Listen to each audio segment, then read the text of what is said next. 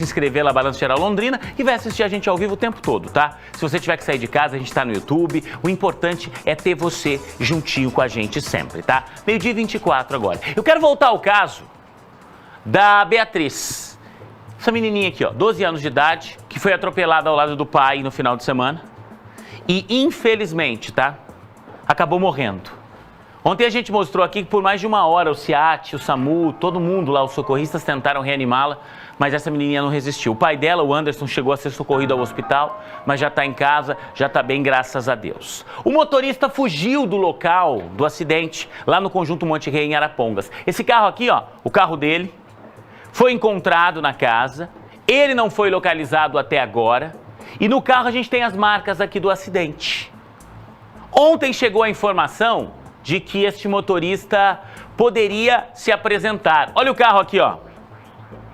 Esse carro está no pátio da delegacia lá de Arapongas, continua com as marcas, obviamente. Uma pessoa que foi levada para a delegacia ontem cedo era sobrinha do dono do carro, não era o proprietário do carro. Ele constituiu um advogado ontem e há expectativa de que ele se entregue nas próximas horas. Rafael Machado, o que é que a gente já sabe dessa história até o momento? O motorista não se entregou, correto? Ele ainda não se entregou, Juliano, mas o advogado constituído por ele, o doutor Ivonei Massi, que inclusive é daqui de Londrina, ele foi chamado então pela família desse motorista, está defendendo ele lá na cidade de Arapongas, e ontem mesmo ele tentou apresentar o seu cliente lá na delegacia. Só que, segundo informações do próprio advogado, a delegada doutora Thaís Olandini, que é responsável por esse caso, não teria recebido o advogado. Ele fez uma nova tentativa na manhã desta terça-feira, mas também ela se demonstrou infrutífera. Então, pelo menos aí na visão da defesa, o motorista ele quer se apresentar, quer aí dar os seus esclarecimentos a respeito do que aconteceu, só que estaria tendo aí esse impasse com a Polícia Civil. A Polícia Civil, Juliano, ontem, quem assistiu o Balanço Geral, pôde ver que nós tentamos contato durante a manhã toda com a Polícia Civil, até mesmo para confirmar se o motorista teria sido preso ou não. Depois surgiu essa informação de que o sobrinho dele se apresentou, mas depois acabou sendo liberado. A Polícia Civil se pronunciou por uma simples nota na manhã desta terça-feira. A nota diz que a Polícia Civil está realizando diligências, investigações, que o caso corre em segredo de justiça e que nesse momento entrevistas e informações não serão repassadas à imprensa a respeito deste atropelamento. Juliano. Obrigado pelos detalhes, Rafa. Bota, por favor, o doutor Ivonei Massi aqui comigo, advogado de defesa deste motorista, que não se apresentou ainda, que é acusado de omissão de socorro porque deixou o local de acidente no domingo, no momento do atropelamento de pai e filha. Doutor Ivonei, obrigado por conversar com a gente. O senhor, obviamente, já conversou com o seu cliente. A ideia dele é se entregar à polícia nas próximas horas, é isso? Boa tarde. Boa tarde, tudo bem? Então, como foi relatado para outra emissora, na data de ontem, os familiares do senhor José me procuraram, querendo constituir um advogado para representá-lo na fase policial, no inquérito policial.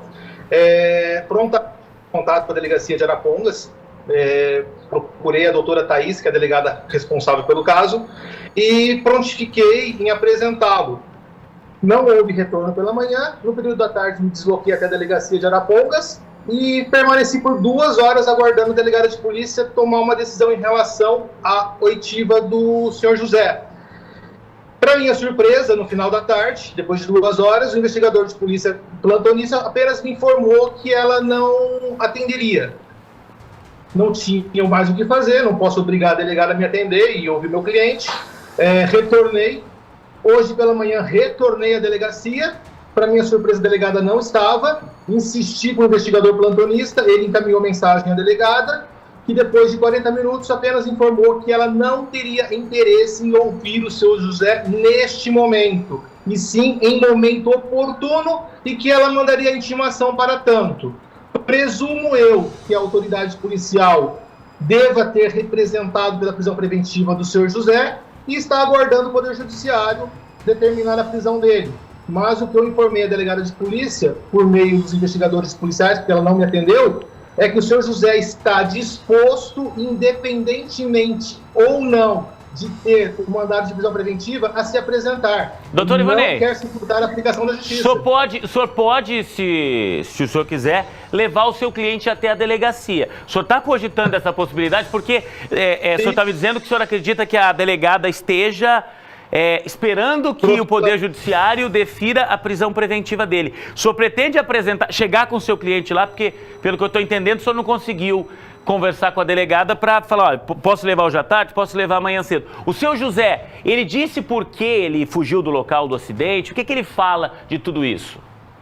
Em relação a essa observação, é importante eu pontuar. Ontem e hoje ele estava dentro do carro me aguardando. Como que eu vou apresentar uma pessoa se não tem delegado na delegacia? É impossível. E nenhuma outra delegacia vai ouvi-lo. Entendi, doutor. Mas assim, acredito que o senhor esteja, a partir do momento que, e a gente falou muito da omissão de socorro, a gente falou muito a respeito disso aqui, acredito que se o seu cliente está disposto a se entregar, ele está arrependido do que fez, e o senhor queria ali demonstrar isso. Eu não entendo também por que é que a delegada de Arapongas não quer ouvir esse motorista o mais rápido possível. Entendo eu que, para prosseguir com as investigações dessa história, ouvir o motorista é fundamental. Acho muito mais fácil ouvi-lo agora do que esperar uma prisão preventiva, esperar o desenrolar do inquérito. O que o senhor deve fazer a partir de agora, então, com base no que o senhor José disse para o senhor? Após muita insistência, o investigador de polícia mandou uma nova mensagem à delegada e ela me forneceu o número do auto de inquérito policial. Instantes antes de entrar no ar contigo, eu peticionei nos autos, está em segredo de justiça, pedindo habilitação aos autos e estou informando o juízo competente que meu cliente está à disposição da delegacia de polícia e do Poder Judiciário. Então, os meios que eu tenho num recesso forense, que é o período que nós estamos, onde fica tumultuado o trabalho em razão de o Poder Judiciário estar em recesso, eu fico bastante limitado. Mas o que eu posso adiantar é que o meu cliente está à disposição para prestar quaisquer esclarecimentos. Está profundamente arrependido, reconhece o ato dele, tá? Ele era o condutor do veículo, não vai se furtar da sua responsabilidade, está aflito com a dor da família que perdeu uma criança e teve um pai hospitalizado. Tá. Ele entende que ele errou, então, não prestar socorro e vai assumir o erro dele e, se eventualmente for condenado, e aí aquela história, né? A gente falou aqui, doutor, e o senhor como um operador do sistema legal, que entende as leis, sabe disso. Um acidente não é crime, a omissão de socorro é. Ele entende que cometeu um crime e isso é importante e ele quer se apresentar para responder por isso. É o que a gente está defendendo desde o início. Eu nunca defendi aqui, não vou defender justiça com as próprias mãos, mas vou defender que as pessoas cumpram a pena a qual elas forem condenadas se cometerem crimes. Só que para isso a pessoa precisa ser ouvida pelo delegado, pela delegada, pelos responsáveis, pela polícia. Não tem como, né, doutor? Exatamente. Ele se prontificou. Eu fiz o meu trabalho para que isso acontecesse. Só que, em razão de um interesse da autoridade policial em não consolidar esse ato nesse momento, ficou obstado a concluir.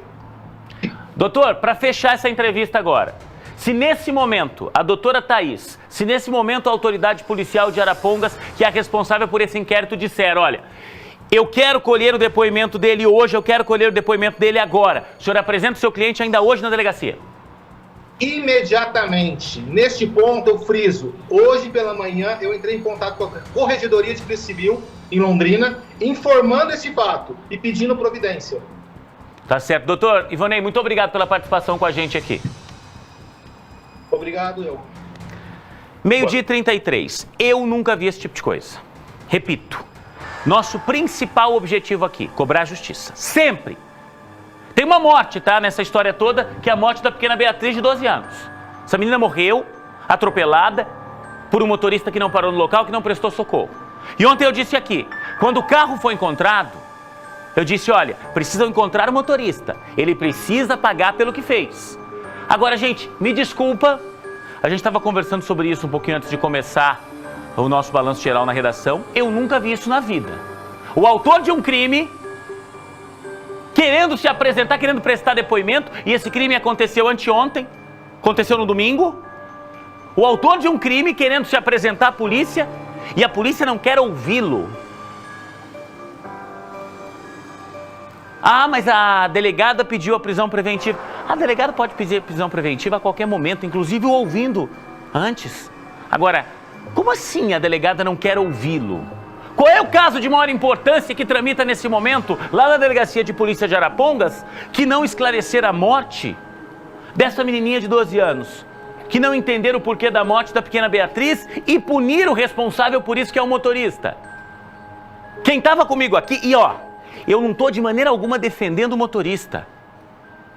Eu defendo a Beatriz, a família da Beatriz, única e exclusivamente, que foi ela que perdeu a vida. O motorista foi o responsável de fugir do local, de cometer uma missão de socorro.